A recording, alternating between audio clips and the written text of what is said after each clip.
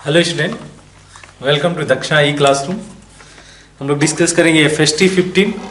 I hope कि आपने ये पेपर अच्छा किया होगा। ठीक है, तो देखें इसमें क्वेश्चन नंबर 21 जो कि बोला गया कि the distribution of molecular kinetic energy at the two temperature is given.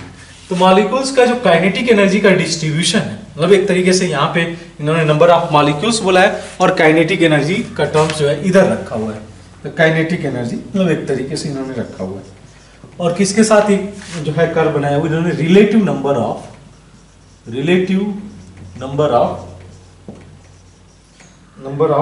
Molecular with particular energy, molecules, relative number of molecules with a particular energy. तो ये हम लोग को पता है कि इस तरीके का जो भी डिस्ट्रीब्यूशन होता है ना, एक बार मैंने क्लास में भी डिस्कशन में रखा था कि इस टाइप के जो भी डिस्ट्रीब्यूशन होते हैं नॉर्मल कर्व के थ्रू जाते हैं। ठीक है, बहुत सारे जो भी आप देखो, मैक्सवेल डिस्ट्रीब्यूशन कर्व देख लो या फोटोन का एनर्जी का देख लो कर्व, वैसे ही दिखा होगा। नॉर्मल डिस्ट्रीब्यूशन कर्व भी देखा होगा। ये भी क्या है कि relative number of molecules with some kinetic energy. तो इसको कर्व को इन्होंने इस तरीके से प्लॉट किया हुआ है। स्टार्ट तो इन्होंने इसको 2 टेम्परेचर पे किया हुआ है।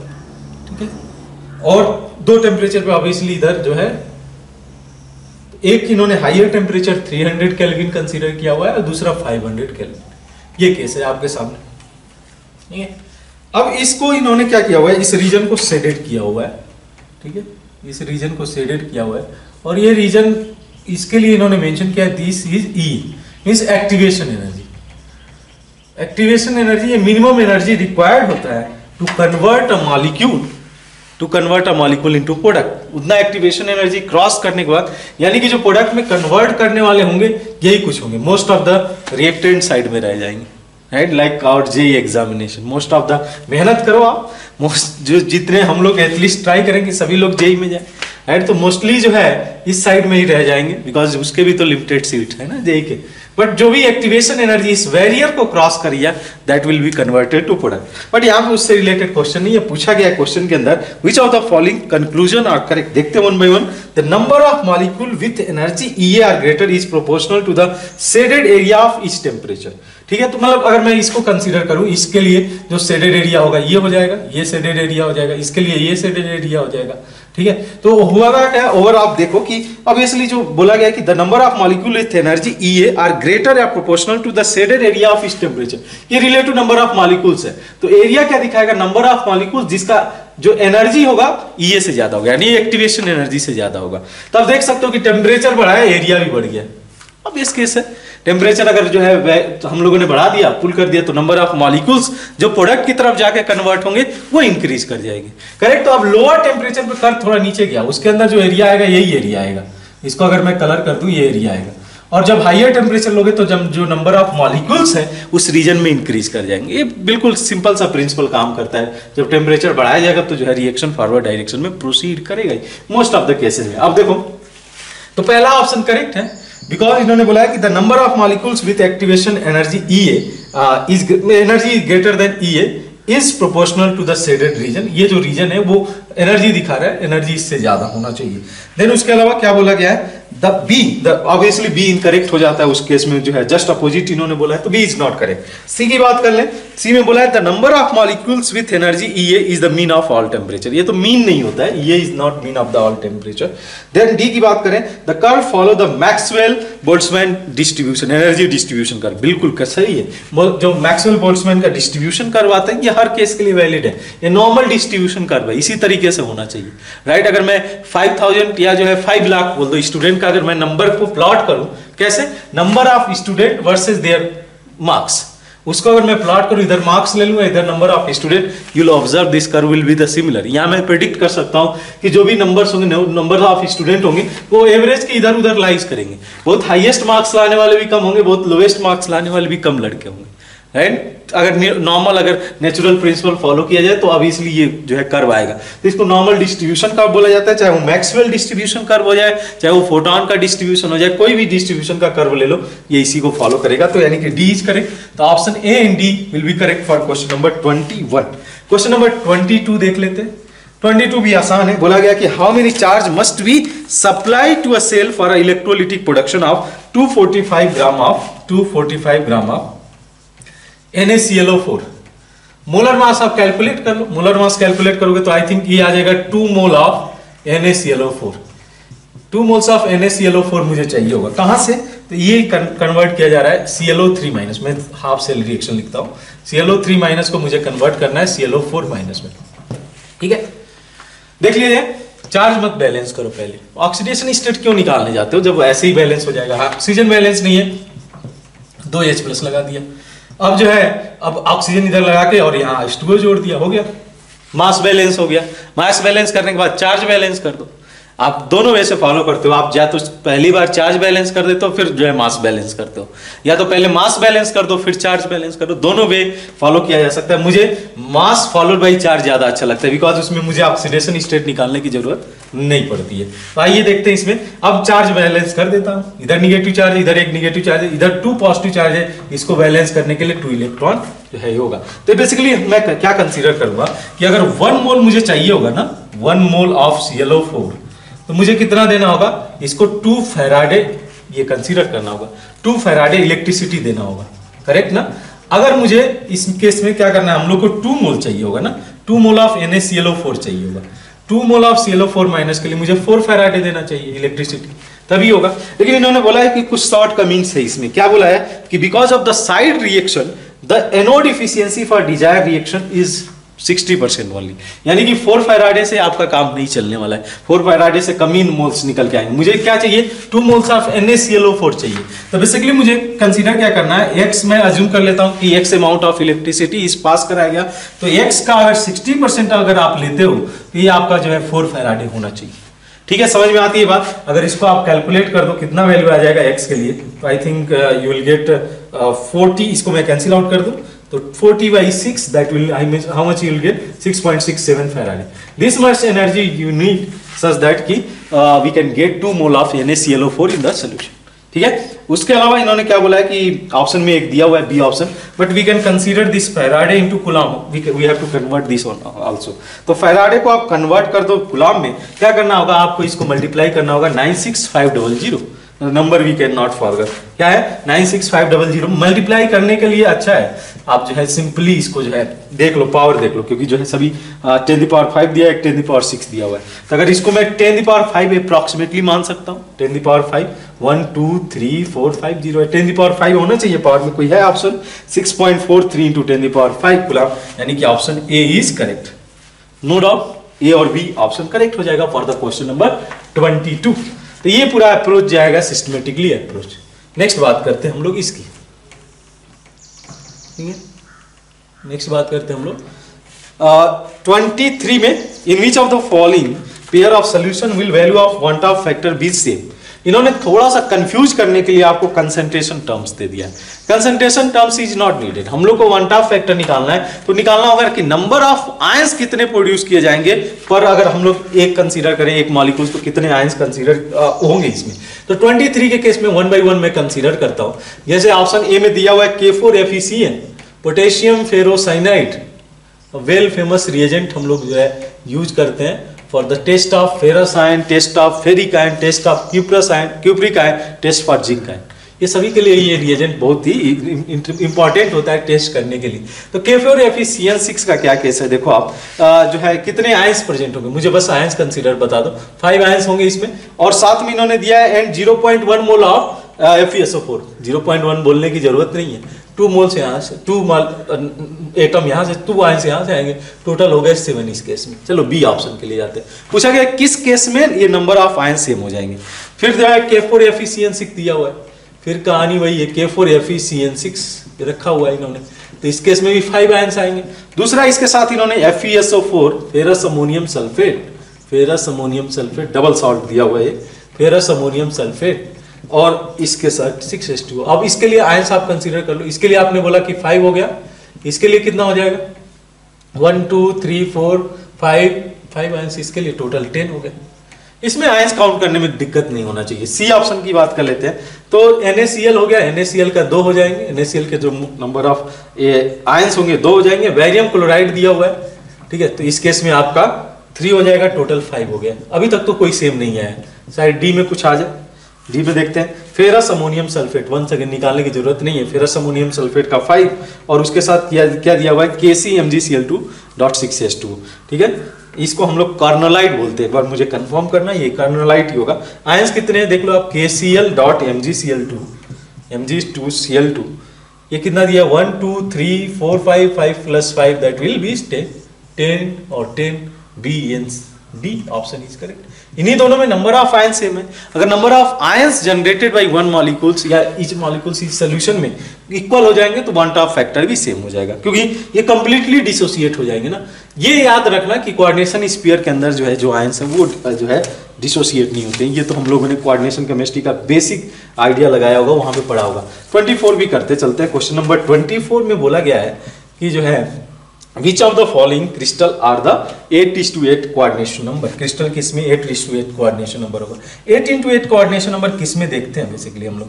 ये देखते हैं हम लोग बॉडी सेंटर्ड में। बॉडी सेंटर का केस कुछ ऐसे रहता है कि देखो आप, एक ये रहता है, कॉर्नर पे एटम्स रहते हैं और एक बीच में रहता है। तो अगर बीच में कोई मॉलिक्यूल्स रख दिया गया तो इसका 8 एटम के साथ कनेक्ट कर रहा है, लाइक दिस, ये 8 एटम हो गए, तो इसका जो है कोऑर्डिनेशन नंबर 8 होता है, इसका भी कोऑर्डिनेशन नंबर 8 होगा। अरे इसके साथ में भी तो जो है डिफरेंट एक तरीके से निकला रहेगा। अगर मैं इसी तरीके से 4 क्यूब जो है एक कंसीडर करूंगा और उसका एक लेयर नेक्स्ट लेवल में 4 क्यूब कंसीडर करूं तो टोटल 8 आ ही जाएंगे। इसको सराउंड करने वाले 8 होंगे, यानी कि इस केस में आपको बॉडी सेंटर्ड क्यूबिक देखने को मिलेगा। अब देख लो किसमें ये तो प्योर मेमोरी बेस्ड हो जाता है कि किसमें बॉडी सेंटर क्यूबिक फॉलो किया जाएगा। तो ऑप्शन ए हमारे पास में अमोनियम क्लोराइड बिल्कुल सही है। AlFe दिया हुआ, that is also correct. MnO नहीं फॉर्म करता है, MnO फॉर सिसपी फॉलो, MnO है दैट इज भी सिसपी फॉलो करता है। एक बार आप देख लेना इसको। देन डी ऑप्शन में देखा जाए तो ammonium bromide, ammonium chloride and ammonium bromide similar way से जो है क्रिस्टल फॉर्म करते हैं, that is the body centre cubic packing. ठीक है, तो 24 के केस में आपका A-B-D option will correct, C will be not correct. ठीक है, moving on question number 25। Once again ये आसान प्रॉब्लम दिया हुआ क्या है कि on treatment of hard water with zeolite sodium ions get exchange with. तो सोडियम जो आयंस है वही प्रॉब्लम है, बिकॉज सोडियम डिजॉल्व रहता है, लेकिन अगर पोटेशियम और मैग्नीशियम के सॉल्ट होंगे तो वो डिजॉल्व नहीं होंगे। ठीक है, ये केस होता है कि उसको जो है कन्वर्ट कर देता है। On the treatment of hard water with zeolite sodium ions get exchange with the calcium 2+ और जो है मैग्नीशियम 2+। तो ये कार्बोनेट जो भी होंगे कैल्शियम कार्बोनेट के, वो इसमें क्या हो जाएंगे, डिजॉल्व होंगे। सोडियम कार्बोनेट जो है डिजॉल्व हो जाता है, कैल्शियम कार्बोनेट प्रेसिपिटेट आउट हो जाएगा। तो ये प्रिंसिपल का यूज करते हैं। अगर देखा जाए इसमें तो सिंपली हमारे पास कोई इसमें बहुत कुछ करने के लिए नहीं है, डायरेक्ट मेमोरी बेस्ड कैटायन ए कैल्शियम 2+ सोडियम प्लस को जो है रिप्लेस कर देगा इसके कार्बोनेट या बाइकार्बोनेट से। सिमिलरली मैग्नीशियम 2+ सोडियम को रिप्लेस कर देगा इसके जो है कार्बोनेट या बाइकार्बोनेट से, because sodium carbonate and sodium bicarbonate will dissolve in the solution, dissolve करेगा एक्वस मीडियम में। तो उसको सेपरेट करने के लिए आपको उसको कन्वर्ट करना पड़ेगा, प्रेसिपिटेट आउट करना पड़ेगा। और जो जियोलाइट हैं वो इसको वर्क करते हैं उसके, बिकॉज उनके जो है एक तरीके से बोला जाए उनमें कैल्शियम 2+ और मैग्नीशियम 2+ प्रेजेंट होते हैं। तो दे सप्लाई कैल्शियम 2+ और magnesium 2+ in the solution and वहां पे जो है प्रेसिपिटेट आउट हो जाएगा कार्बोनेट या मैग्नीशियम कार्बोनेट। ठीक है, कैल्शियम कार्बोनेट और मैग्नीशियम कार्बोनेट। ठीक है, तो 25 के केस में option A and C is correct. 26 के लिए प्रोसीड करते हैं। बोला गया है कि विच of the following statement is correct. Boric acid is a hydrogen bonded molecule, बिल्कुल करेक्ट है। बोरिक एसिड एक सीट लाइक स्ट्रक्चर फॉर्म करता है, बोरिक एसिड एक सीट लाइक स्ट्रक्चर फॉर्म करता है और बिकॉज ऑफ दिस इसका जो एसिडिक मतलब एक तरीके से मैं कंसीडर करूं एक हाइड्रोजन बॉन्डिंग रिस्पॉन्सिबल होता है। इस तरीके से साइक्लिक सिस्टम फॉर्म करता है। एक इंटरेस्टिंग केस रहता है कि ये ऐसे साइक्लिक सिस्टम फॉर्म करता है, ये कुछ ऐसे ही यूज किया जाएगा, ऐसा कुछ होगा। आप जो है बना सकते हो इसको जो है 6 मेंबर साइक्लिक सिस्टम की तरह। ठीक है, तो ये सीट लाइक स्ट्रक्चर होता है और इसके पीछे रीजन यही होता है कि एक जो है इंटरमॉलिक्यूलर हाइड्रोजन बॉन्डिंग जो है यूज किया जाता है, इंटरमॉलिक्यूलर हाइड्रोजन बॉन्ड। और उसका प्रिंसिपल ये एक तरीके से हम लोग देखते क्या ऑब्जर्व क्या करते हैं कि ये जो बोरिक एसिड है ना, ये प्रोटिक एसिड की तरह काम नहीं करता है, ये काम करता है लेविस एसिड की तरह, बिकॉज ये प्रोटॉन फ्री नहीं होते कि H+ सोल्यूशन के अंदर दे सके। अगर H+ देंगे नहीं तो प्रोटिक एसिड क्यों बोला जाएगा, प्रोटॉन तो आप सप्लाई करे सोल्यूशन में। तो ऑप्शन ए इज करेक्ट। बोला गया कि हाइड्रोजन बॉन्डिंग प्रेजेंट होना चाहिए। बी में बोला है कि boric acid combine with CuO to give a metaborate in the borax bridges, बिल्कुल सही है। बोरिक एसिड को बेसिकली टेस्ट कैसे किया जाता है, बोरिक एसिड को हीट किया जाता है, हीट करते ही ये मेटाबोरेट फॉर्म करता है और साथ में B2O3 फॉर्म करता है। ठीक है, ऑक्साइड इसका फॉर्म करता है। इसको जैसे ही आप कॉपर ऑक्साइड के साथ पास कराओगे ये फॉर्म कर लेता है metaborate. Metaborate I think BO3 2 twice.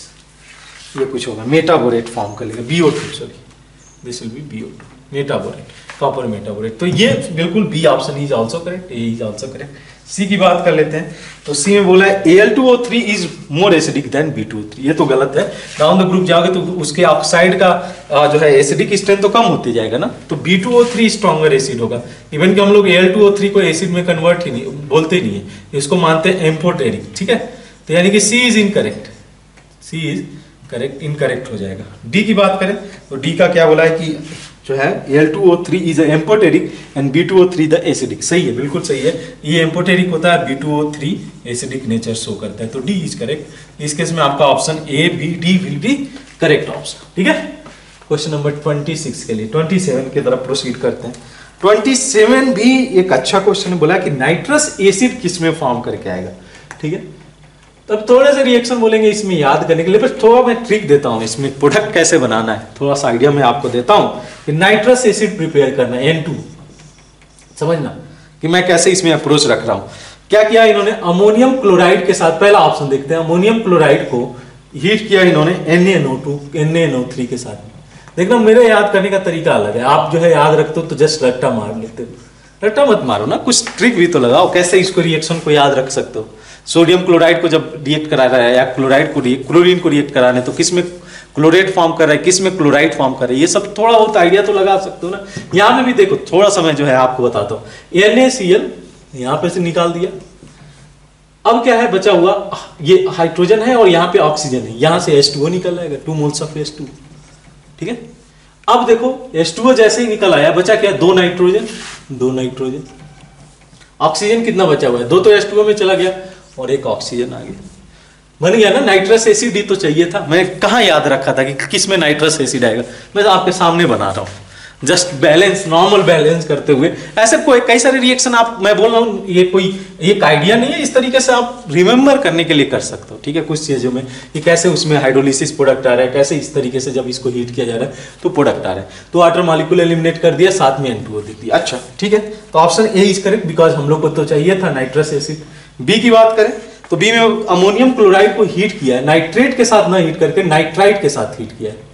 तब कहानी में थोड़ा सा ट्विस्ट है, इसमें क्या हो जाएगा, NaCl ऐसे ही लगाओ, H2O 2 मॉलिक्यूल्स तो फॉर्म कर लिया यहाँ पे, उसके अलावा N2 आ जाएगा, नाइट्रोजन तो है ही, लेकिन अब ऑक्सीजन बचा नहीं है, तो यहाँ पे नाइट्रोजन गैस दे देगा।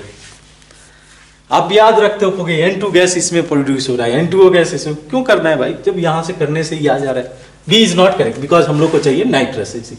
सी की बात करते हैं, सी में दिया हुआ इन्होंने कि hydrolysis of magnesium nitride Mg3N2, इसको अगर हाइड्रोलिसिस किया जाए तो मैग्नीशियम हाइड्रोक्साइड फॉर्म करेगा अलॉन्ग विथ अमोनिया। अब हाइड्रोलिसिस के लिए भी लोग याद रखते हैं कैसे हाइड्रोलिसिस, अरे सिंपल सा है कि ये H और OH डिसोसिएट होगा, H उसको प्रोवाइड कर दो जो है H प्लस का भूखा, OH माइनस उसको प्रोवाइड कर दो जो OH माइनस का भूखा, इसको दे दो H, OH माइनस दे दो, कितना OH माइनस दोगे, बैलेंस ही देख लो, 6 OH माइनस इसको रिक्वायर्ड होगा और इसको 6 H प्लस चाहिए होगा, तो 2 मोल्स ऑफ अमोनिया बन जाएगा 2, और ये 3 मोल्स ऑफ मैग्नीशियम हाइड्रोक्साइड।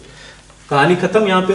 तो हम लोग को तो अमोनिया चाहिए नहीं था, N2O चाहिए होगा, ये भी इनकरेक्ट है। डी की बात करें तो बोला गया heating of nitric acid HNO3 with SO sulphur dioxide, ठीक है।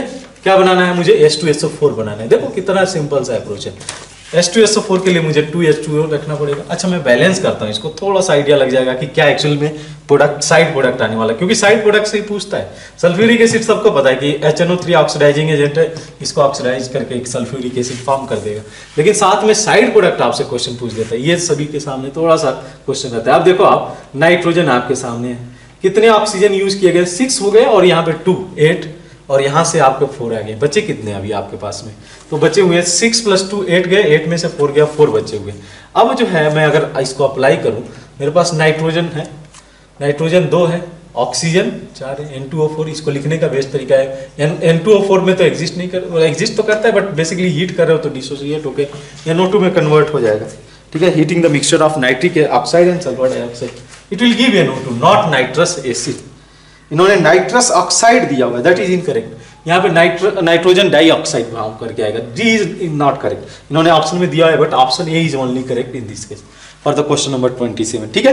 तो जो है ये देख लो कितना वे मतलब एक वे मैं बता रहा हूँ ना, इसको जो है सीख सकते हो। मैक्सिमम रिएक्शन को ऐसे ही देख सकते हो, और इनऑर्गेनिक रिएक्शन को देखने का वही तरीका है। H2SO4 बना तो ऑक्सीजन में बैलेंस करा, बचा क्या वो देख रहा हूँ साइड प्रोडक्ट में कैसे बचा। एक ये मैं नहीं बोलता हूँ कि ये एक सुपीरियर वे है, हो सकता है आपके पास में भी बेस्ट वे हो सकता है याद रखने का रिएक्शन, बट हमारे पास कैसे भी हो इसको जो है याद रखना पड़ेगा किसी तरीके से रिएक्शन में। ऐसे क्वेश्चन पूछ दिया गया जेई नहीं तो हम लोग को तो करना पड़ेगा अप्रोच। कई बार क्वेश्चन पूछ दिया ऐसे कि in which case the nitrogen will form ऐसा, तो यहाँ पे देख लो अब नाइट्रोजन किस में फॉर्म करके आ रहा है। वो ये भी पूछा जा सकता है ना कि नाइट्रोजन किस रिएक्शन से प्रोड्यूस किया जा सकता है, तो दिस रिएक्शन नाइट्रोजन। अब इसमें आप जो है याद रखोगे या एक तरीके से देख लो मैंने किस तरीके से जो है एटॉमिक बैलेंस किया, एटम बैलेंस किया है और वहां से नाइट्रोजन गैस निकल के आ गया। ठीक है, याद रख, मैं नहीं, मुझे याद नहीं हो पाएंगे इतने रिएक्शंस, तो मुश्किल है कि ये सभी इनऑर्गेनिक के रिएक्शन एक साथ याद हो, बट हाँ इस तरीके से अप्रोच रख के कुछ चीजें आप निकाल सकते हो, याद रख सकते हो। ठीक है, नेक्स्ट रिएक्शन देखना आप, Hg2+ के साथ रिएक्ट कराया गया और साथ में इन्होंने एसिटिक एसिड दिया हुआ है। ठीक है, इसका रोल क्या है, लेटर ऑन इसको हीट किया गया है। अब देखो Hg2+ क्या करता है, इस पर्टिकुलर एल्काइन जनरली उतना जो इलेक्ट्रोफिलिक एडिशन है ना उसने के लिए फेवरेबल नहीं होता है, तो उस केस में क्या किया जाता है Hg2+ सप्लाई किया जाता है सच दैट कि इसके कार्बन इसके बॉन्ड के अलॉन्ग Hg2+ जुड़े और इसको और ज्यादा इलेक्ट्रोफिलिक नेचर दे, मतलब एक तरीके से जाके न्यूक्लियोफिलिक अटैक हो सके। जनरली जब हम लोग याद होगा कि एल्कीन हो गया या एल्काइन हो गया, तो जब एल्कीन का हम लोग हाइड्रेशन कराते थे, एल्कीन का हाइड्रेशन कराते थे, वाटर का एडिशन करते थे, तो उसमें हम लोग को Hg2+ नहीं चाहिए होगा था, सिंपली एसिडिक मीडियम में चाहिए होगा वाटर। लेकिन जब हम लोग एल्काइन का रिएक्शन कराते थे तो हम लोग को Hg2+ भी चाहिए होगा, एसिडिक मीडियम भी चाहिए होगा और वाटर चाहिए होगा। लेकिन Hg2+ एज ए कैटलिस्ट का काम करता है। ये क्या करता है, ये फॉर्म कर लेता है 3 मेंबर साइक्लिक ट्रांजिशन स्टेट जिसमें जाके इजीली अटैक हो सकता है। ठीक है, ये पॉसिबल है। तो फाइनली मैं प्रोडक्ट पे जाता हूँ, होगा क्या कि यहाँ से H और जो है ये जो एनायन है या कैटायन है ये जाके जुड़ जाएगा, तो एक दोनों को अगर मैं जोड़ दूँ तो कुछ इस तरीके से प्रोडक्ट आपको देखने को मिलेगा। CH3 इसके साथ देखो क्या मैं जोड़ रहा हूँ, OC⋯O CH3 डाई एसीटेट बन जा रही है, डाई एसीटेट, एक हाइड्रोजन है ही यहाँ पे। ठीक है, दिस इज डाई एसीटेट। अब इसको हीट किया गया है, तो हीट करने में कैसे प्रोडक्ट देखा जाएगा, इसका तो ऐसे अप्रिशिएबल मुझे मैकेनिज्म मिला नहीं, बट ट्राई किया जाए कुछ इस तरीके से अप्रोच जाना चाहिए। ये CO इस पे अटैक करेगा, देन न्यूक्लियोफिलिक अटैक होगा, ये इधर जाएगा फिर शिफ्ट करेगा। ये फाइनली मैं दिखाता हूँ फाइनल स्टेप क्या होगा, ये इधर शिफ्ट कर जाएगा और ये बॉन्ड यहाँ से क्लिक कर जाएगा। मतलब एक तरीके से इंट्रामॉलिक्यूलर रीअरेंजमेंट हो रहा है, जिसमें क्या होगा देखो आप प्रोडक्ट क्या बन के आएगा। तो बेसिकली ये कब पॉसिबल हो रहा है, जब हम लोग हीट कर रहे हैं अराउंड 300 to 400 डिग्री सेल्सियस, तब ये पॉसिबल है। तो क्या बना लेगा, CH3C⋯OH एसिटाल्डिहाइड और साथ साथ में एक एस्टर फॉर्म कर रहा है। अच्छा जी, एस्टर या anhydride, this is the anhydride, CH3C⋯OCO CH3। तो this two product we are getting, one is anhydride another is acetaldehyde. तो अब देखो इसमें विच ऑप्शन इज करेक्ट, बोला गया कि the product is, one is acetaldehyde, B option दिया हुआ है, और उसके अलावा हम लोग को एनहाइड्राइड जो है चाहिए, तो डी ऑप्शन में एनहाइड्राइड है, तो B and D is correct option for the question number 28। ठीक है, नेक्स्ट देखते हैं क्वेश्चन नंबर 29। वंस अगेन आसान प्रॉब्लम है ये। ठीक है, 29 बोला गया कि बेंजोइक एसिड में be prepared by, benzoic acid मुझे चाहिए। ठीक है, अब देखते हैं 1 by 1 on the oxidation. Oxidation करते हैं किसके साथ में, KMnO4 के साथ में कर लो या कोई भी स्ट्रॉन्ग एसिड। तो ये हमारा यहाँ पे इथाइल ग्रुप है। मैंने बोला था कि यहाँ पे कितना भी लंबा चेन हो, irrespective of length of the chain, अगर यहाँ पे एक हाइड्रोजन ही प्रेजेंट होगा ना बेंजाइलिक कार्बन के साथ में, उसको ऑक्सीडाइज करके बेंजोइक एसिड में कन्वर्ट किया जा सकता है। किससे, KMnO4 के साथ आप हीट कर दो इसको, एसिडिक मीडियम में इसको हीट कर दो, तो इन दैट केस ये आपको दे देगा बेंजोइक एसिड। ठीक है, हम लोग को तो चाहिए बेंजोइक एसिड, तो ये जो है option A is correct. B में बात करें, बी की बात करें, तो बी के केस में क्या दिया हुआ है, इन्होंने OH लगा दिया। ठीक है, कोई इफेक्ट नहीं पड़ने वाला इससे, बस मुझे कंडीशन यहाँ चेक करना है, ये होना चाहिए एक हाइड्रोजन है यहाँ पे प्रेजेंट, इसको भी अगर मैं ट्रीट करूँ KMnO4 के साथ में, इसको ये ऑक्सीडाइज करके फॉर्म कर लेगा बेंजोइक एसिड। ठीक है, सही है, COH। इसी तरीके से सी ऑप्शन की बात करूं तो सी में थोड़ा सा जो ट्विस्ट है, क्यों ट्विस्ट है देखो आप, यहाँ पे CO इथाइल ये दिया हुआ है और यहाँ भी इथाइल ग्रुप दिया हुआ है। तो जब आप ऑक्सीडाइज करोगे ना, बीच करे इसको ऑक्सीडाइज करोगे तो ये वाला जो ग्रुप है वो ऑक्सीडाइज होगा, इस पे कोई इफेक्ट नहीं पड़ना चाहिए। COOH यहाँ पे कोई इफेक्ट नहीं पड़ेगा, यहाँ पे COH में कन्वर्ट हो जाएगा। लेकिन ये तो बेंजोइक एसिड है नहीं ना, मुझे क्या चाहिए, बेंजोइक एसिड चाहिए। ये तो बेंजोइक एसिड का डेरिवेटिव माना जा सकता है, नॉट बेंजोइक एसिड, तो जो है ये इनकरेक्ट है। डी की बात करते हैं, तो डी में भी सिमिलर ऑक्सीडेशन होगा, सिमिलर आप ऑक्सीडेशन डी में कराओगे, यहाँ पे OH है, यहाँ पे मिथाइल है। अब जब आप ऑक्सीडेशन कराओगे ना, तो यहाँ पे तो मिथाइल है, तो यानी कि CH3 ग्रुप हो गया। मैंने कहा क्या बोला, ये बेंजाइलिक कार्बन से एटलीस्ट 1 हाइड्रोजन होना चाहिए, तो irrespective of number of chain उसको जो है लाके जो है COH ग्रुप में ही कन्वर्ट कर देगा, कितना भी बड़ा चेन हो उससे मतलब नहीं है। तो यहाँ पे आपका हो जाएगा OH COH। बट केस क्या है कि आपको जो है इसमें क्या बोला है कि बेंजोइक एसिड चाहिए, ये तो सैलिसिलिक एसिड है, सैलिसिलिक एसिड प्रोडक्ट दिया हुआ है। तो बेंजोइक एसिड हम लोग पूछा गया कि in which case benzoic acid can be prepare, we can go with the option A and B for the question number 29। 30 भी एक अच्छा प्रॉब्लम है, 30 में बोलूंगा एक अच्छा प्रॉब्लम है, थोड़ा सा जो है आपको इसमें प्रॉब्लम क्रिएट कर सकता है। आइए देखते हैं क्वेश्चन नंबर 30। ठीक है, तो ये 7 मेंबर रिंग दिया हुआ है। ठीक है, रिंग दिया हुआ है इस तरीके से, मैं बना दूं क्या इसको, रिंग को, यह काम करते हैं ना, इसको बेसिकली वहां पे तो रिएक्शन कराना नहीं है मुझे रिंग के पार्ट, तो मैं इसको ऐसे दिखा देता हूँ। जब इन्होंने ऐसे दिखाया है तो मैं थोड़ा और शॉर्टकट कर देता हूँ इसको, क्योंकि उसको तो दिखाना ही नहीं है ना, उसको पार्ट तो बाद में हम लोग दिखाएंगे। जस्ट मैं ये सर्किल वाले पार्ट को दिखाने के लिए मैंने ऐसे कर दिया। PCl5 लिया गया है, PCl5 का रोल क्या होगा ये पता है हम लोग को, कि इसके पास बैकेंड डी ऑर्बिटल है और ये लोन पेयर का भूखा है। ठीक है, ये इस पे जाके अटैक करेगा, यहाँ से फाइनली आपको Cl- यहाँ से रिमूव कर जाएगा। तो Cl- जैसे ही रिमूव करेगा, ये कुछ इस तरीके से कंपाउंड फॉर्म करके दे दिया, double bond O, positive charge. ठीक है, क्लोरीन क्लोरीन क्लोरीन, यहाँ पे क्लोरीन। नेक्स्ट स्टेज में क्या होगा, तो ये कार्बन अब इलेक्ट्रोफिलिक हो गया, ये वाला जो कार्बन है, तो Cl- जाके इस पे अटैक करेगा, ये बॉन्ड यहाँ से ब्रेक कर जाएगा। यही देखने को मिलेगा। तो जो है नेक्स्ट स्टेज में आपको कुछ इस तरीके से देखने को मिलेगा। ठीक है, मैं बना तो ऐसे रहा हूँ, बट ठीक है, ऐसा कोई कंपाउंड होता नहीं है, जस्ट टू रिप्रेजेंट ना, हम लोग तो टाइम बचाएंगे ना, रिंग क्यों बनाने जाएंगे, रिंग का इसमें पार्टिसिपेशन ही नहीं। नेक्स्ट स्टेज में वंस अगेन ये यहाँ पे अटैक करेगा, Cl- निकल आएगा, फिर से वही कहानी होगी, फिर से आपको वही कहानी देखने को मिलेगी।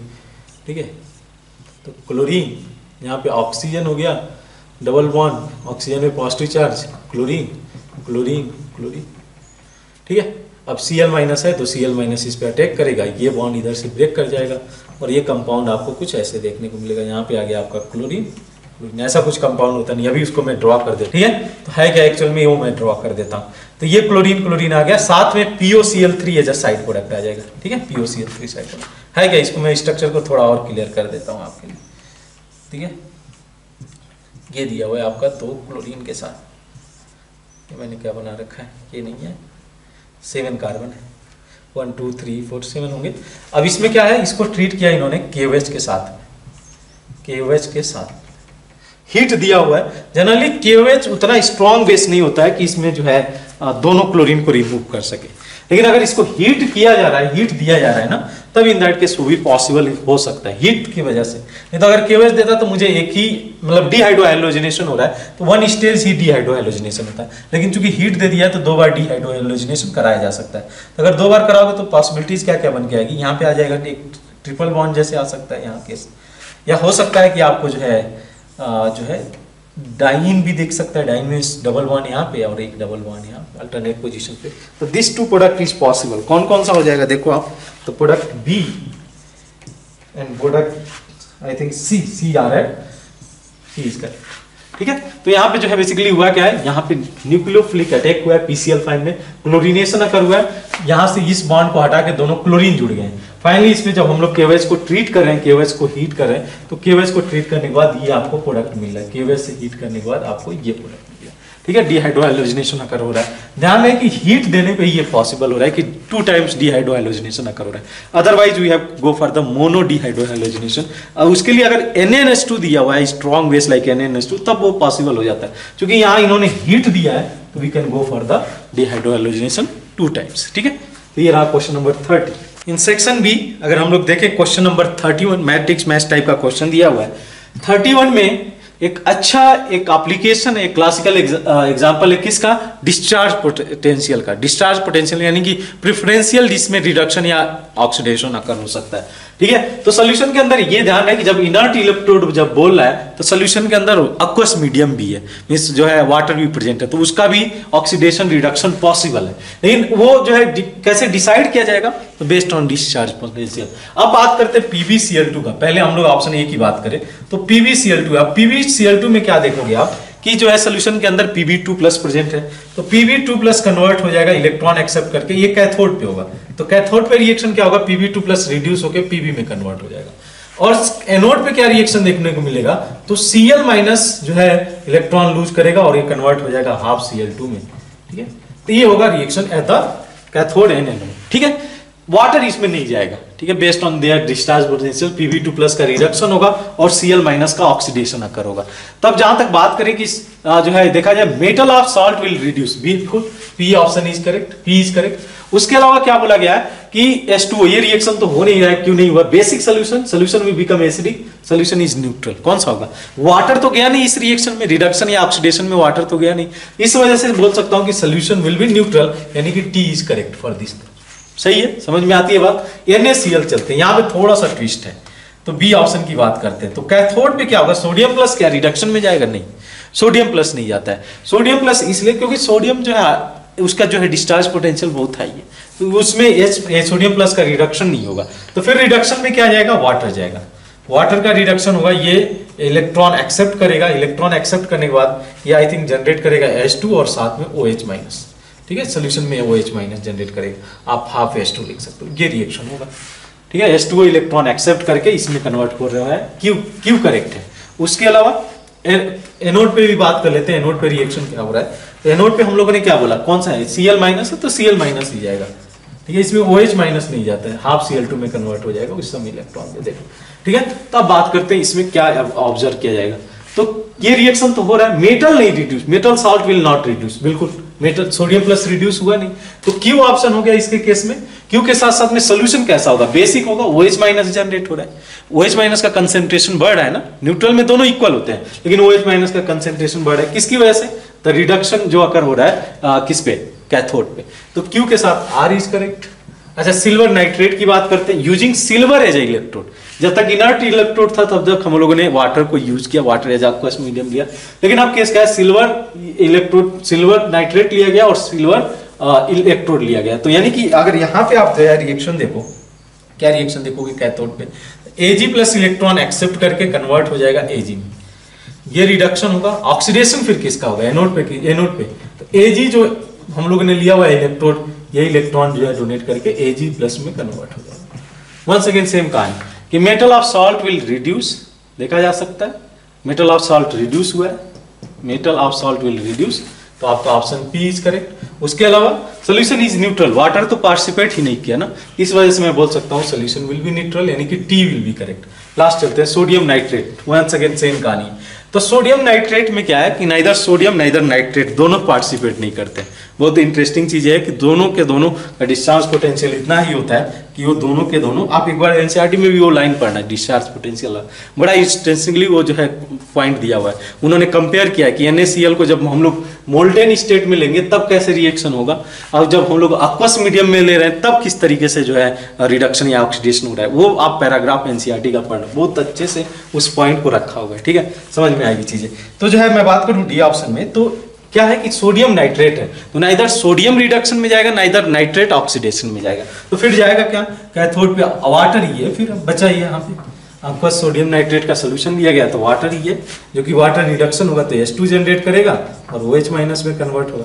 उसी तरीके से अगर वाटर ऑक्सीडाइज होगा तब क्या होगा, तो वाटर ऑक्सीडाइज होके O2 जनरेट करेगा, साथ में H+ जनरेट करेगा। ठीक है, तो आई थिंक दोनों में सेम ही जनरेट होगा, जितना H+ जनरेट किया जाएगा उतना OH- जनरेट किया जाएगा। Once again concentration of H+ and OH- will be equal and the solution will be neutral. तो यहाँ पे ये रिएक्शन तो हो रहा है, तो Q तो मैं ले जा सकता हूँ, उसके अलावा T ले जा सकता हूँ, because solution overall is neutral. तो ये एक अच्छा जो है इलेक्ट्रोकेमिस्ट्री का जो एप्लीकेशन पार्ट से क्वेश्चन है, आप इसको देखो एक बार, एनसीईआरटी के पार्ट को एटलीस्ट वो तो आप पढ़ के ही जाओ, जहाँ पे जो है डिस्चार्ज पोटेंशियल के बारे में पूरा कॉन्सेप्ट दिया हुआ है। उन्होंने क्लासिकल एग्जांपल NaCl का लिया है कि मोल्टेन स्टेट में किस तरीके से रिडक्शन या ऑक्सीडेशन अकर हो रहा है, और जब हम लोग जो है इसको एक्वस सोल्यूशन लिया जाएगा तब किस तरीके से हो रहा है। तो ये बहुत ही अच्छा प्रॉब्लम, बहुत ही अच्छा कॉन्सेप्ट वहाँ पे मेंशन किया गया है। Moving to question number 32। इसमें क्या है कि कॉम्प्लेक्सेस कुछ दे रखे हैं और इस कॉम्प्लेक्स के साथ साथ जो भी इसके साथ प्रॉपर्टीज जुड़ी हुई है वो इन्होंने मेंशन कर रखा हुआ है। ठीक है, वन बाय हम लोग अप्रोच रखते हैं कि किस तरीके से इस क्वेश्चन के लिए जो है अप्रोच रखना है, देखते हैं हम लोग। तो ये मेटल कॉम्प्लेक्सेस दे रखे हैं और साथ में इन्होंने कुछ प्रॉपर्टी दे रखी है। तो वन बाय वन जाते हैं हम लोग। फर्स्ट केस जो है देखो आप, ये कॉम्प्लेक्स है क्रोमियम का और इसका कॉन्फिगरेशन मैंने निकाल रखा है 3d4। अब इस बात को समझो कि 3d4 के केस में ये साइनाइड सभी स्ट्रॉन्ग फील्ड लिगेंड है, इनर ऑर्बिटल कॉम्प्लेक्स फॉर्म करेगा क्रोमियम के साथ में, तो Q option will be correct. उसके अलावा जो है इनर और ऑर्बिटल का हो गया, म्यू को कंसीडर कर लेते हैं। मैग्नेटिक मोमेंट कितना होगा, तो अगर मैग्नेटिक मोमेंट देखो तो इसके पास कितने अनपेयर्ड इलेक्ट्रॉन होंगे, एक अनपेयर्ड इलेक्ट्रॉन रह जाए। अगर बात किया जाए अनपेयर्ड इलेक्ट्रॉन का तो 1 2 3 4 ऑक्टाहेड्रल कॉम्प्लेक्स है, 2 अनपेयर्ड इलेक्ट्रॉन। यहाँ पे इन्होंने डायपोल मोमेंट दे रखा है, डायपोल मोमेंट से पता चल जाएगा इसमें नंबर ऑफ अनपेयर्ड इलेक्ट्रॉन 2 और इसमें number of unpaired electron equal to 0।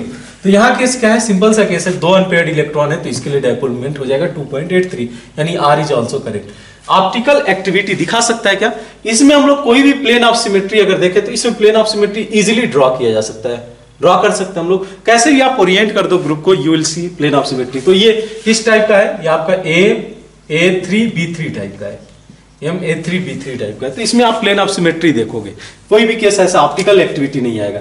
इसकी बात कर लें या इसकी बात कर लें, इसमें ऑप्टिकल एक्टिविटी ऑब्जर्व किया जाएगा। इसकी बात करते हैं पहले कोबाल्ट, तो ये 3d6 cobalt with oxalate that is going to be also inner field complex, inner orbital complex. अगर इनर ऑर्बिटल कॉम्प्लेक्स है, देखें इसमें नंबर ऑफ अनपेयर्ड इलेक्ट्रॉन कितना होगा, ये तो पेयरिंग हो जाएगा ना, सभी का सभी पेयर्ड हो जाएंगे। तो 1 2 3 4 5 6 सभी पेयर्ड हो गए।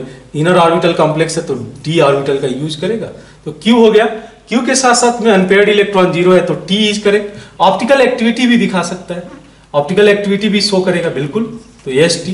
क्यों शो करेगा, बिकॉज मेरे पास अगर इसको कंसीडर करना, मॉलिक्यूल कुछ इस तरीके से होता है, बाइडेंडेंट मॉलिक्यूल कुछ इस तरीके से प्रॉपर्टीज अपने सामने रख के, ठीक है, ये प्रॉपर्टी इसका जो है स्ट्रक्चर होता है। तो अगर मैं इसमें प्लेन ऑफ सिमेट्री दिखाना चाहूँ पार्टिकुलर मॉलिक्यूल के अंदर, कोई भी प्लेन ऑफ सिमेट्री नहीं होने वाली है, चाहे आप कोई ये प्लेन ड्रॉ करो या ये प्लेन ड्रॉ करो, प्लेन ऑफ सिमेट्री नहीं मिलेगी। तो खासकर इस टाइप के जो है लिगेंड, अगर एनसीईआरटी में भी देखा होगा आपने, बाइडेंटेंट लिगेंड जो भी होंगे इस तरीके से, अगर 3 बाइडेंटेंट लिगेंड है तो इस ये को ऑप्टिकल एक्टिविटी कंसीडर किया जाएगा, क्योंकि मॉलिक्यूल कायरल है, इसमें कोई भी प्लेन ऑफ सिमेट्री प्रेजेंट नहीं है। तो जो है इसके लिए एस भी हो जाएगा, इसके लिए भी एस होगा, सेम कहानी इसके लिए भी होगा, क्योंकि यहाँ पे ईएन आ गया, ये भी बाइडेंटेंट लिगेंड है, तो आप इसको लिए भी एस पहले ही बोल सकते हो। ठीक है, आगे आगे देखते हैं। इस केस में ये भी बाइडेंटेंट लिगेंड है, लेकिन इसके लिए कंसीडर कर लेते हैं कौन कौन सा केस है जिसमें बन के आएगा। तो जो है इस केस में इनर ऑर्बिटल कॉम्प्लेक्स बिल्कुल सही है, ऑक्सलेट आयरन के साथ में ऑक्सलेट हम लोग का स्ट्रॉन्ग फील्ड लिगेंड यहाँ कंसीडर किया जाएगा, तो क्यू हो गया। इसके अलावा कॉन्फ़िगरेशन क्या जाएगा, अगर ये इनर फील्ड कॉम्प्लेक्स है तो इसके 1 2 3 4 5 एक अनपेयर्ड इलेक्ट्रॉन, यानी कि 1 से ज्यादा, जस्ट 1 से ज्यादा होना चाहिए, 1 अनपेयर्ड इलेक्ट्रॉन वाला तो ऑप्शन इसमें है नहीं, तो क्यू तो करेक्ट है। उसके अलावा so optical activity, yes B also correct है, यस इज आल्सो करेक्ट। इसकी बात कर लेते हैं, इसमें तो हम लोग का यस हो गया। उसके अलावा ईएन दिया हुआ है, इसके केस में ये वीक फील्ड लिगेंड ही होगा, जो है इथाइलिन डायमिन जो है ये आपका जो है वीक फील्ड लिगेंड ही होगा। तो यानी कि इस केस में आप क्या देखोगे, आउटर ऑर्बिटल कॉम्प्लेक्स, अच्छा निकल +8 कॉन्फ़िगरेशन में है, तो अगर +8 सॉरी 3d8 कॉन्फ़िगरेशन में है तो इसमें क्या आ जाएगा 1 2 3 पेयरिंग यहाँ पे जो है अगर मैं कराना चाहूँ 4 5 6 7 8 ऐसे कुछ जाएगा। 2 अनपेयर्ड इलेक्ट्रॉन है तो इस केस में आपको जो है क्या मिलेगा 2.83 ये भी मिल जाएगा। तो PRS will be correct for option. एक बार मैच करा लो किस तरीके से अप्रोच गया है। ये भी कायरल होगा, ये भी ऑप्टिकली एक्टिव होगा बिकॉज ये मॉलिक्यूल कायरल है, इसमें कोई भी प्लेन ऑफ सिमेट्री एलिमेंट इसमें प्रेजेंट नहीं है, तो ये मॉलिक्यूल भी कायरल है। आप देख लो एक बार, विजुअलाइज कर लो इसको, दिस मॉलिक्यूल इज कायरल।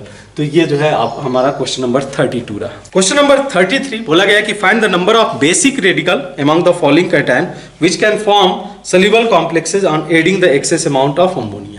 ठीक है, तो वो कॉम्प्लेक्सेस बताने हैं जो कि सॉल्युबल हो जाए जब एक्सेस अमोनिया ऐड किया जाए, यानी कि कॉम्प्लेक्स फॉर्म करे, सॉल्युबल कॉम्प्लेक्स फॉर्म करे। इस केस में क्या क्या दिया हुआ है इन्होंने, Pb2+ दिया हुआ है, Pb2+ का केस नहीं होगा। देन Cd2+, बिल्कुल Cd2+ जो है अमोनिया के साथ कॉम्प्लेक्स फॉर्म करेगा, जो है ये एक्सेस अमोनिया अगर सप्लाई किया जाए।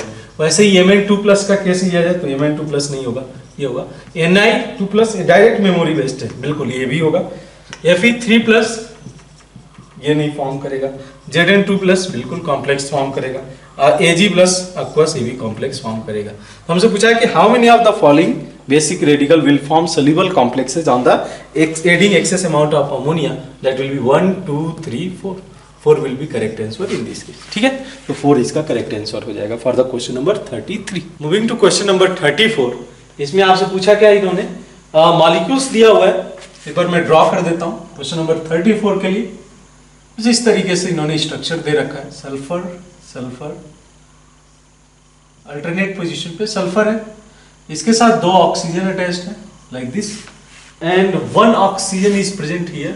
सल्फर के साथ 2 ऑक्सीजन जुड़ा हुआ है लाइक दिस, और यहां से 2 ऑक्सीजन जुड़ा हुआ है, यहाँ पे 1 ऑक्सीजन प्रेजेंट है। बहुत सिंपल सा केस है। इसमें पूछा गया है कि क्वेश्चन में आपसे कि देखो आप क्वेश्चन में if x is the total number of t pi p pi bond और and y is the total number of sp3 hybridized atom, find the value of x and y।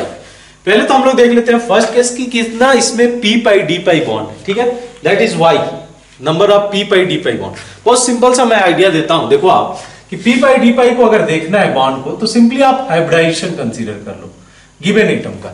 जैसे मैं एक सल्फर अगर उठाऊं तो इसका hybridisation हो जाएगा sp3, correct, 4 bond pair sigma bond pair, अगर 4 सिग्मा बॉन्ड पेयर है तो हाइब्रिडाइजेशन विल बी sp3। अब इस बात को समझो कि ऑल p ऑर्बिटल ऑलरेडी इसने यूज कर रखा है, px py pz यूज कर लिया है, तो इन दैट केस नेक्स्ट जो ऑर्बिटल आएगा पाई बॉन्ड फॉर्मेशन के लिए यूज किया जाएगा वो d ऑर्बिटल होगा। इतनी तो बात समझ में आती है। तो यहां सिंपल सा केस है कि जो है अगर मैं बात करूं p पाई d पाई क्या, तो ये बॉन्ड ये सभी के सभी p पाई d pi p pi bond होंगे, ये d ऑर्बिटल यूज करेगा, p ऑर्बिटल यूज करेगा, सभी केस में वही है क्योंकि हर सल्फर sp3 हाइब्रिडाइज है। अगर ये sp3 हाइब्रिडाइज है तो ऑब्वियसली यही दिमाग में आता है कि जो है d ऑर्बिटल वैकेंट है या d ऑर्बिटल यूज किया जाएगा for the formation of pi bond. तो यहां में भी सिंपल सा केस है कि आपके सामने क्या दिख रहा है, ये जितने भी पाई बॉन्ड यहां पे आपके सामने है that is the number of d pi p pi bond, correct ना। उसके अलावा इन्होंने कंसीडर किया है कि how many atoms are sp3 hybridize, जिसको इन्होंने x लिया हुआ है, तो y हो गया, अगर मैं बात करूं तो y की वैल्यू हो गई 6। सिंपल सा केस है। x की वैल्यू क्या होगी, हम लोग को पता करना है sp3 हाइब्रिडाइज, ये भी sp3 है, sp3 है, सल्फर तो sp3 है। ऑक्सीजन की बात करें तो ऑक्सीजन का 2 bond pair and 2 lone pair, 2 bond pair 2 lone pair, 2 bond pair 2 lone pair, इसका भी जो हाइब्रिडाइजेशन होगा sp3 तो होगा।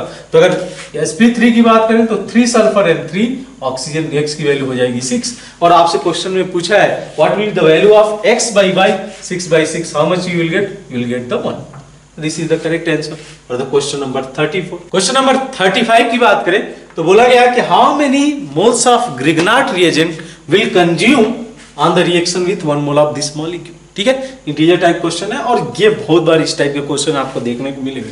तो होता क्या है ग्रिग्नाट reagent, this is the CH3MgBr और जो है मैग्नीशियम मिथाइल मैग्नीशियम ब्रोमाइड यहाँ पे लिया गया है और जो है ग्रिग्नाट रिएजेंट की जगह पे।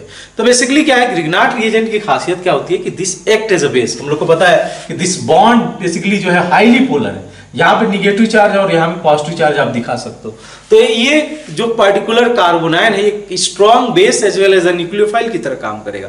तो जो है पहले तो हम लोग बात करें कि यहाँ कहाँ कहाँ रिएक्शन ये ऑब्जर्व किया जा सकता है। तो अगर मैं बेस की तरह कंसीडर करूँ, मोस्टली पहले बेस की तरह ही रिएक्ट करता है। अगर रिएक्शन में जा रहा है तो पहले बेस की तरह ही बिहेवियर होगा। अगर उस बस कंडीशन क्या होना चाहिए कि that should compound contain at least 1 acidic hydrogen present होना चाहिए। अब होगा क्या कि देखो ये जो बेस है जिसके साथ रिएक्ट करेगा एक्टिव हाइड्रोजन, आपको पता है एक्टिव हाइड्रोजन क्या होते हैं, ऑक्सीजन, नाइट्रोजन, सल्फर, हैलोजन के साथ अटैच जो भी हाइड्रोजन होंगे और कार्बन sp के साथ अटैच हाइड्रोजन होंगे उसको हम लोग एक्टिव हाइड्रोजन में कंसीडर करेंगे।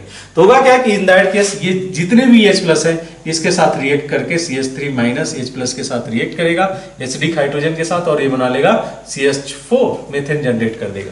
ठीक है, तो 2 मोल्स जो है यहां से कंज्यूम होंगे, 2 मोल्स ऑफ ग्रिग्नाट रिएजेंट या methyl magnesium bromide will consume on this side. अब इसके अलावा जो भी एसिड डेरिवेटिव्स है, चाहे इसकी बात करें इसकी बात करें, एसिड डेरिवेटिव्स पे क्या होता है, तो एसिड डेरिवेटिव्स पहले न्यूक्लियोफिलिक सब्स्टिट्यूशन कराता है। जैसे यहाँ पे CH3- गया, यहाँ पे अटैक किया, न्यूक्लियोफिलिक अटैक किया और यहाँ से Cl- रिप्लेस कर दिया गया। तो दैट हम लोग को पता है कि that is nucleophilic substitution by tetrahedral intermediate, पूरा मैकेनिज्म होता है। बट सिंपली हम लोग को देखना है ये एडिशन। अब इसके बाद क्या होगा, एडिशन होना चाहिए बिल्कुल। इस पे जो है नेक्स्ट स्टेज में क्या होगा, जैसे ये कार्बोनिल कंपाउंड बनेगा, नेक्स्ट स्टेप में इस पे न्यूक्लियोफिलिक अटैक हो जाएगा और फाइनली हाइड्रोजन इसके बाद ये अल्कोहल एज अ प्रोडक्ट दे देगा। यही केस यहाँ पे भी देखोगे। तो बेसिकली मैं बोलना ये चाह रहा हूँ कि 1 मोल ग्रिग्नार्ड रिएजेंट का कंज्यूम किया जाएगा फॉर द न्यूक्लियोफिलिक सब्स्टिट्यूशन के लिए और 1 मोल कंज्यूम किया जाएगा फॉर न्यूक्लियोफिलिक एडिशन के लिए, राइट। क्योंकि जो एल्डिहाइड कीटोन्स होते हैं carbonyl compound they prefer nucleophilic addition, होता ही है न्यूक्लियोफिलिक एडिशन। और जहां तक बात करें एसिड डेरिवेटिव की, on that case nucleophilic substitution reaction occur होता है। तो 2 moles of Grignard reagent will consume here, 2 moles of Grignard reagent will consume here, and this is the ester, 2 moles of Grignard reagent will consume here also. Now what about CN?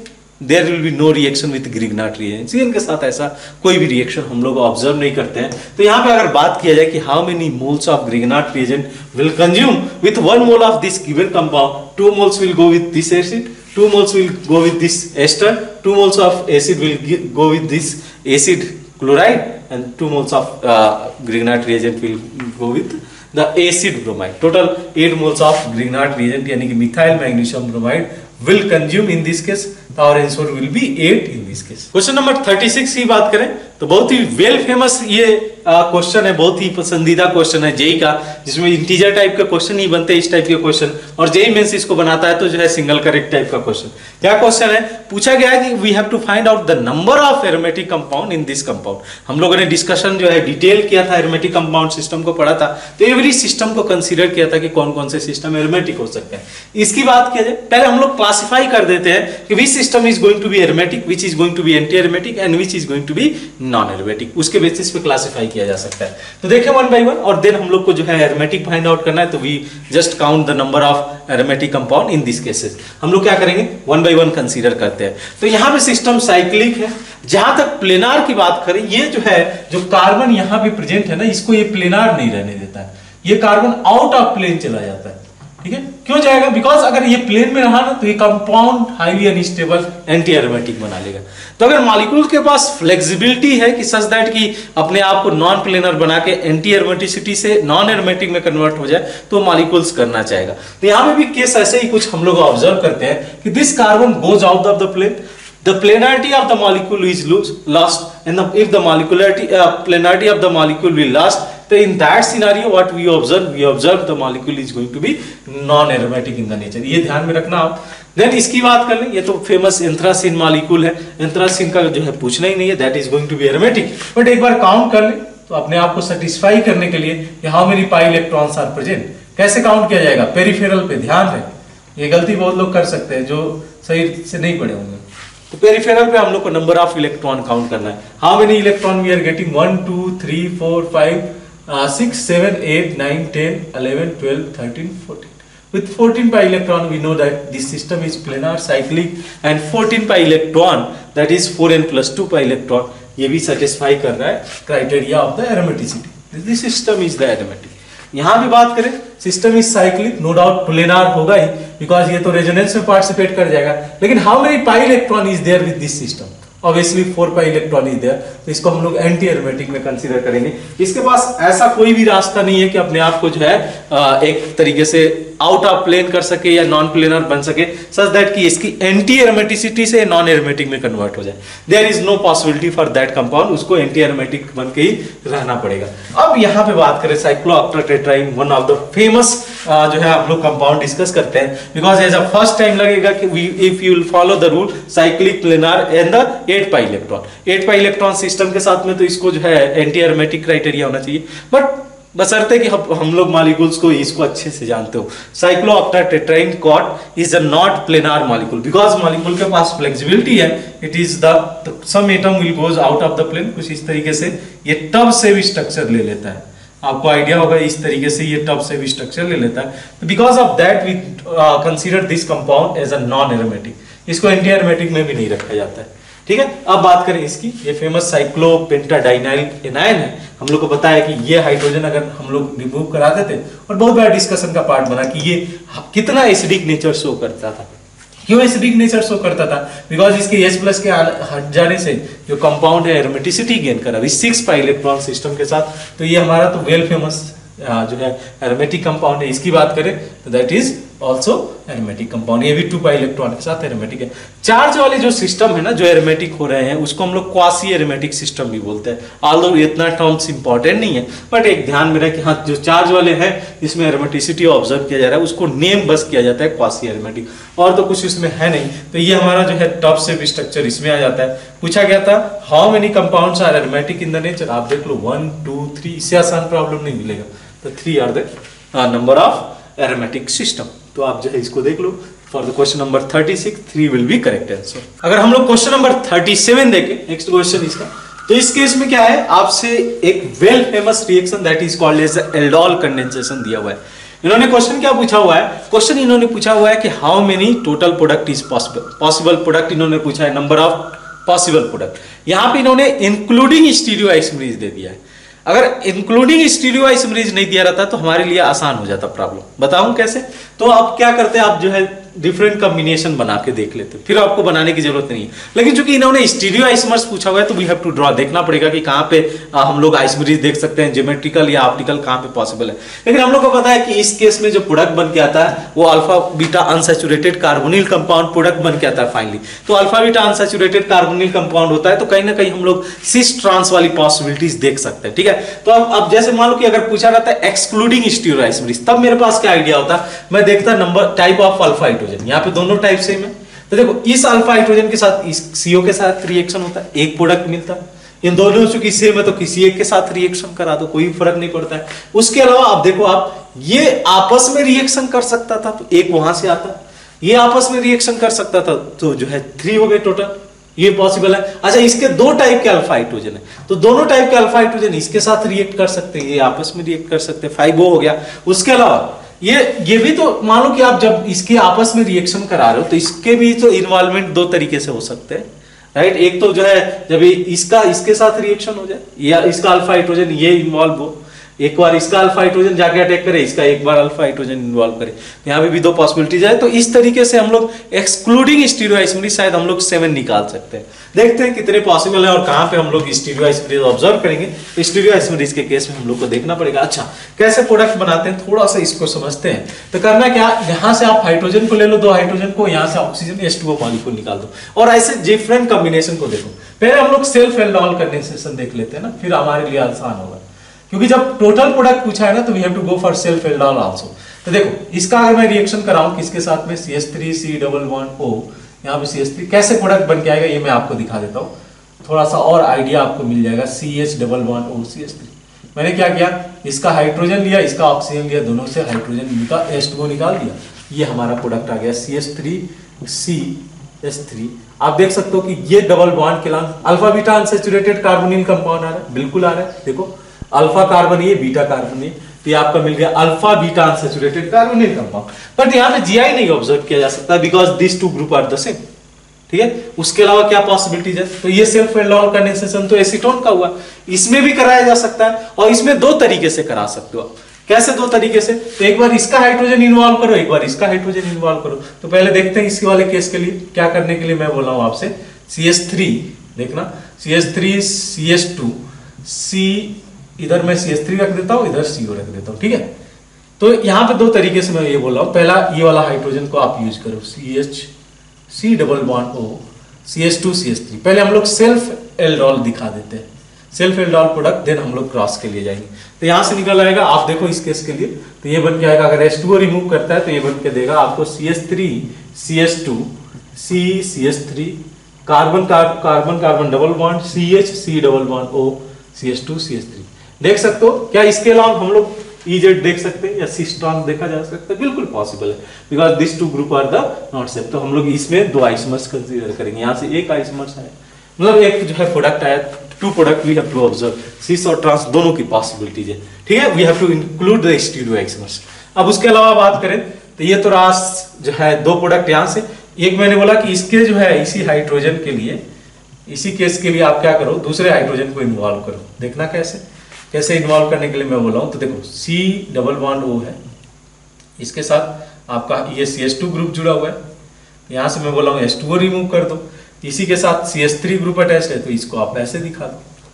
समझ में आ रही है बात, ये यहां से H2O remove हो जाएगा और ये फॉर्म कर लेगा CH3 CH2 C CH3 double bond carbon CH3 CO CH3, correct ना, ये प्रोडक्ट आ जाएगा। अब इसमें देखो यहाँ पे भी EZ की पॉसिबिलिटीज है, 2 पॉसिबिलिटीज आपको यहाँ से मिल जाएगा, तो 5 यहाँ से हुई। तो ये तो रहे सेल्फ एल्डाल वाले, सेल्फ के हम लोग को पता चल गया। अब जो है क्रॉस के लिए चलते हैं कि क्रॉस में क्या क्या पॉसिबिलिटीज देखने को मिलेगा, ठीक है।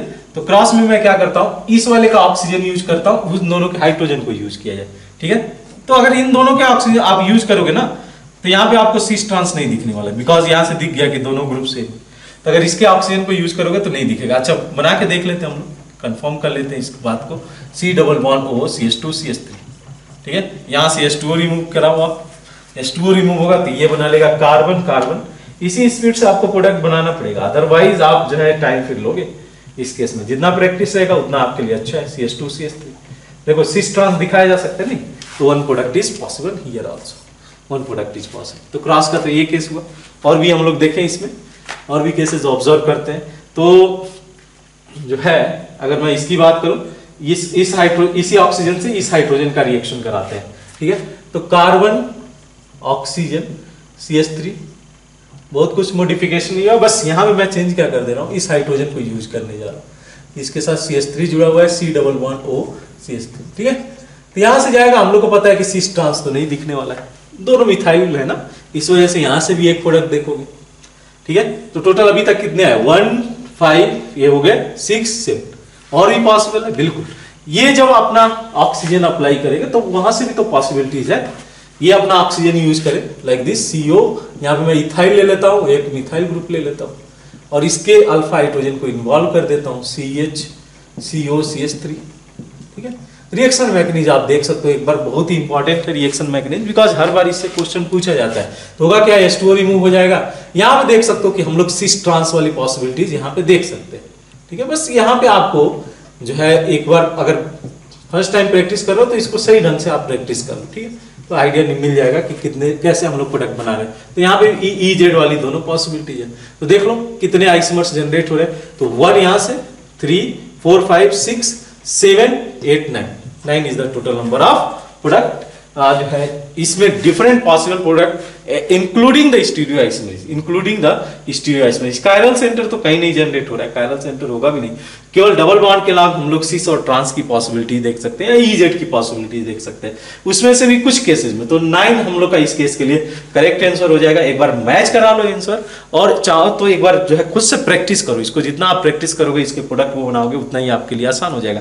ऐसे क्वेश्चन कराए गए हैं, क्लास में भी प्रैक्टिस कराए गए हैं जब नंबर ऑफ आइसोमर जनरेट कर रहे थे। ये तो हमारे फुल सिलेबस टेस्ट में आ रहा है, ठीक है। डिफरेंट सोर्सेज से पेपर बनाया गया है, बट जो है ऑब्वियसली इस तरीके का क्वेश्चन हम लोग को पता है कि ये क्वेश्चन आते रहते हैं, ये क्वेश्चन प्रैक्टिस कराया गया है आपको, ये क्वेश्चन प्रैक्टिस कराया गया है। तो ये जो है हम लोग का अप्रोच जाता है इस चीज को लेके, जो है सिंपली आप जो है प्रोडक्ट को जो है जनरेट कर सकते हो, एल्डोल प्रोडक्ट को, alpha beta unsaturated carbonyl compound. हर केस में है, देखो कभी कभी यही क्वेश्चन पूछ देता है, what will be the final product on the in the aldol condensation, that will be alpha beta unsaturated carbonyl compound। कोई भी ले लो, alpha beta unsaturated carbonyl compound बन के देगा। तो total 9 isomers is possible for question number 37, 9 will be correct answer. Question number अगर 39 देखें हम लोग, तो बहुत ही जेई का बहुत पुराना क्वेश्चन है, 2011 वगैरह में ये क्वेश्चन पूछा गया था अल्फा पार्टिकल को लेके। ये जो है रिएक्शन है, यूरेनियम से लेड में कन्वर्जन हो रहा है। अब पूछा गया है कि इस क्वेश्चन में आपसे पूछा गया है कि total number of alpha and beta particle in this case. वहां पे भी क्वेश्चन यही था, बट वहां पे चूंकि जो है क्वेश्चन जो बनाया गया था वो मल्टीपल करेक्ट टाइप के क्वेश्चन थे, उस टाइप के बनाए गए थे कि अल्फा पार्टिकल इतना, बीटा पार्टिकल इतना। तो अगर आपको आइडिया है ना कि अल्फा पार्टिकल क्या होता है, बीटा पार्टिकल क्या होता है, तो इन दैट केस ये बहुत ही आसान प्रॉब्लम हो जाएगा।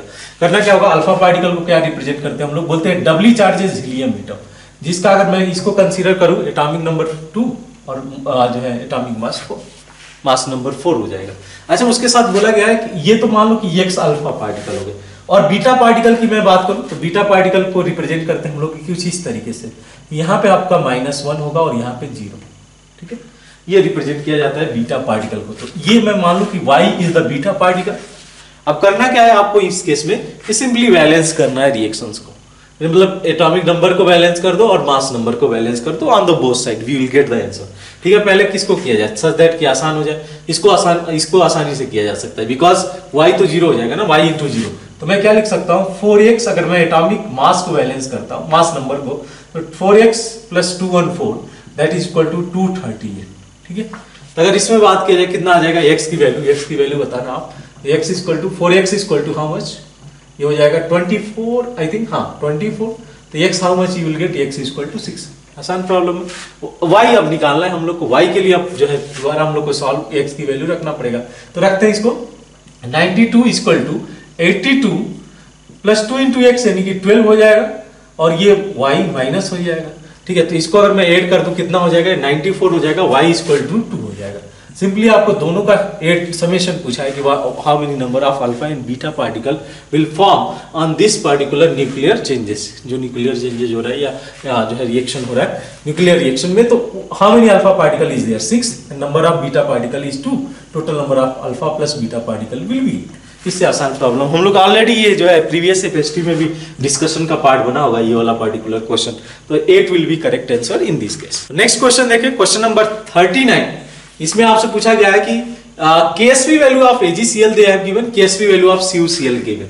इसमें बोला गया है कि एक सॉल्यूशन था एजीसीएल का, ठीक है, ऑलरेडी उसमें जो है सैचुरेटेड सॉल्यूशन है, आई थिंक हाँ they have mentioned saturated solution of AgCl, और उसमें क्या किया जा रहा है 0.1 मोल ऑफ सीयूसीएल ऐड कर दिया गया। करेक्ट। अब होगा क्या कि इन दैट सिनेरियो कि सम Cl माइनस या जो भी होगा जो है CuCl प्रेसिपिटेट आउट होना शुरू हो जाएगा। 0.1 मोल तो डिसॉल्व नहीं होगा, डिसॉल्व इसी से हम लोग निकाल सकते हैं कि CuCl का कितना हिस्सा सॉल्यूशन के अंदर डिसॉल्व होगा। अब इस केस में आपसे पूछा गया है कि Ag प्लस का जो एक तरीके से कंसंट्रेशन होगा, resultant concentration of Ag plus in the solution is 1.6 into 10 the power minus x। हम लोग को वैल्यू निकालना है, वैल्यूज ऑफ x निकाला जाए इस केस में। देखो आप क्वेश्चन को, तो जो है मैं क्या करना चाह रहा हूं, देखो CuCl का केएसवी वैल्यू जो है एक तरीके से मैं बोलूं हाइयर है, तो इन दैट केस उसकी सॉल्युबिलिटी भी ज्यादा होगा। सॉल्युबिलिटी ज्यादा होगा मींस जो है Cl माइनस का कंसंट्रेशन सॉल्यूशन में बहुत ज्यादा होगा। टू सैटिस्फाई दिस इक्विलिब्रियम क्या होगा, तो देखो मैं लिख सकता हूं CuCl का जो केएसवी वैल्यू है उसके लिए मैं लिख सकता हूं Cu प्लस का कंसंट्रेशन इंटू Cl माइनस का concentration that is equal to 10 the power minus 6। ठीक है, अब इस केस में क्या है, दोनों का इक्वल है, तो s square is equal to 10 the power minus 6, ये हो जाएगा s की वैल्यू 10 the power minus 3। ठीक है, यानी कि अगर मैं Cl माइनस के कंसंट्रेशन की बात करूं, Cl minus concentration is equal to 10 the power minus 3, ये हो जाएगा। ठीक है, अब इसको यूज किया जाएगा to find out the concentration of Ag plus. देखो Ag plus concentration of Ag plus into concentration of Cl minus that is equal to how much 1.6 into 10 the power minus 10। अब करना क्या है, आपको Cl माइनस का concentration लाके इधर रख दो, तो Ag प्लस का concentration into 10 the power minus 3 is equal to 1.6 into 10 the power minus 10, और जैसे ही ये रखोगे आप Ag प्लस का कंसंट्रेशन क्या आ जाएगा, that will be 1.6 into 10 the power minus 7, यही होगा। अब आपसे पूछा गया कि the concentration they have given 1.6 into 10 the power minus x, the value of x will be same, the 7 will be correct answer for question number 39। Question number 40 आप पढ़ो, क्या क्वेश्चन में दिया गया है आपसे, इन दिस केस क्वेश्चन में पूछा गया है 40 में कि a gas diffuse 1.5 times as fast as hydrogen। ठीक है, 1.5 times as fast as hydrogen, if molecular mass is 10y what will be the value of y। देख लो क्वेश्चन में, तो सिंपल सा केस है, आप जो है इसके लिए वेल फेमस कितने बार इस पार्टिकुलर इक्वेशन को प्रैक्टिस किया होगा। तो मैं मान लेता हूँ x कंपाउंड है, ठीक है Rx, और इसका जो डिफ्यूजन का जो रेट है दैट इज Rx, मैं मेंशन कर देता हूँ, x is the gas Rs2। ठीक है, अब इसमें क्या हो जाएगा, that will be inversely proportional to molar mass of S2 divide by molar mass of x, यही होगा।